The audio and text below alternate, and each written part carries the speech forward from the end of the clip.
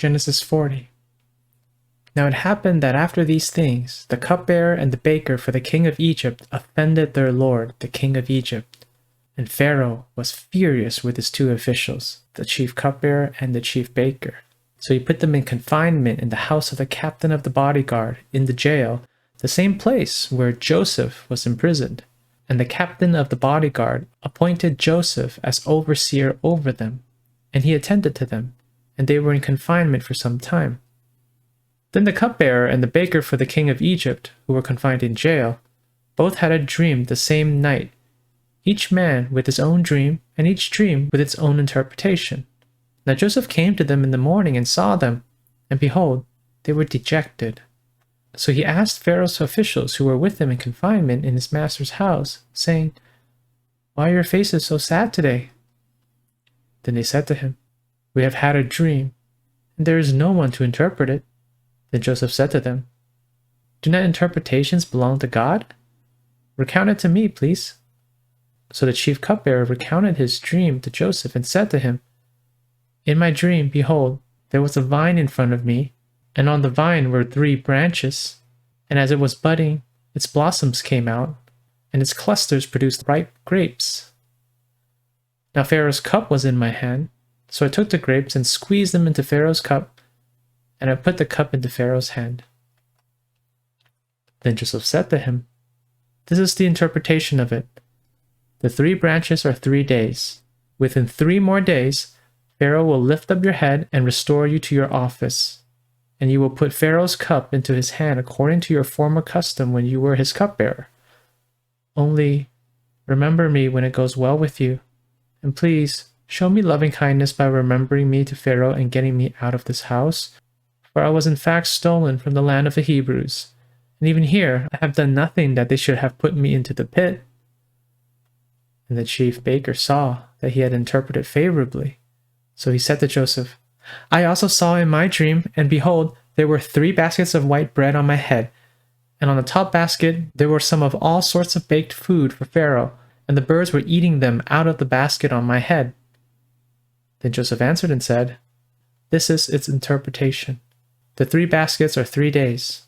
Within 3 more days, Pharaoh will lift up your head off of you and will hang you on a tree, and the birds will eat your flesh off of you."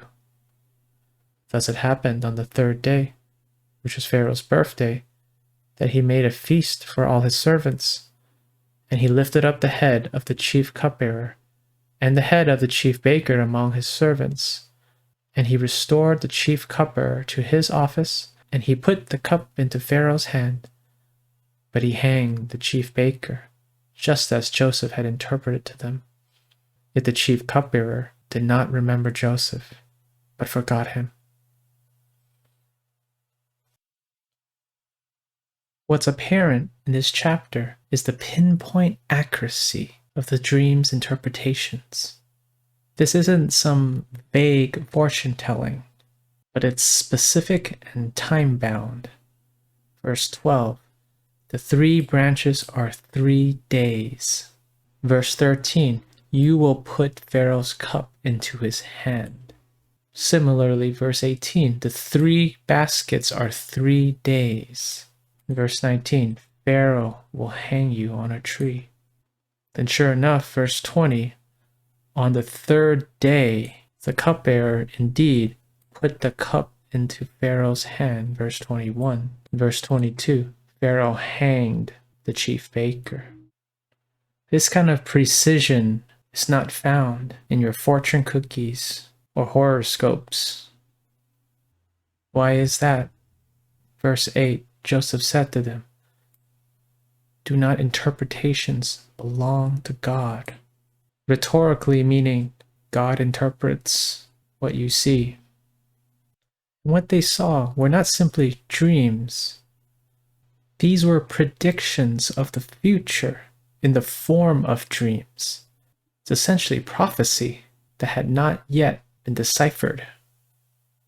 I might have my own dreams at night, and even if I think I know where a dream comes from, I won't expect my dreams to predict the future. God, however, holds the future in precise precision. And Joseph was not simply the mouthpiece for the interpretation, he's also a believer of that interpretation, which comes from God. Notice how Joseph pleaded with the cupbearer in verse 14 and 15, saying, "Remember me when it goes well with you," not if. But then when Joseph gave the interpretation for the chief baker, there's no such request for the baker to remember Joseph. Why? Because he knew the baker will be hanged. There was no point to ask anything from the baker.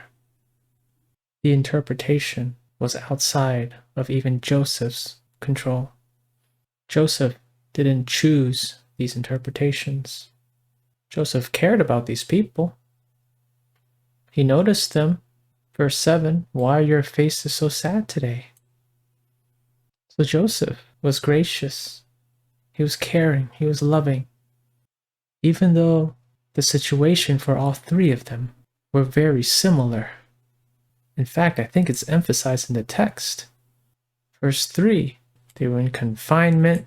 They were in the jail, the same place where Joseph was imprisoned. Verse 4, they were in confinement. Verse 5, who were confined in jail. Verse 7, who were with him in confinement. Yet Joseph comes in with a different attitude.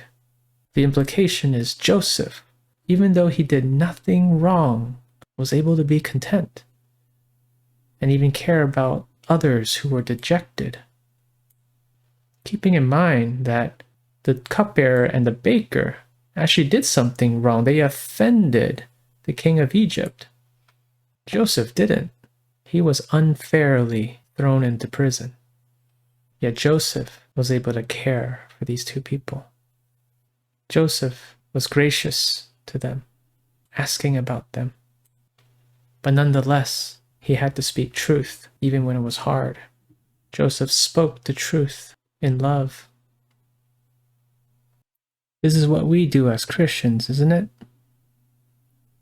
Because this is also what Christ did. We are sensitive to people, and we care about people in love. At the same time, we communicate what God has to say, clearly, completely, with no compromise. We don't have to compromise truth for the sake of love, and we also don't have to compromise love for the sake of truth. As God's people, we notice how people are feeling and care for them. We learn to listen, and we also learn to communicate what God has declared to be true, even though it may not feel good.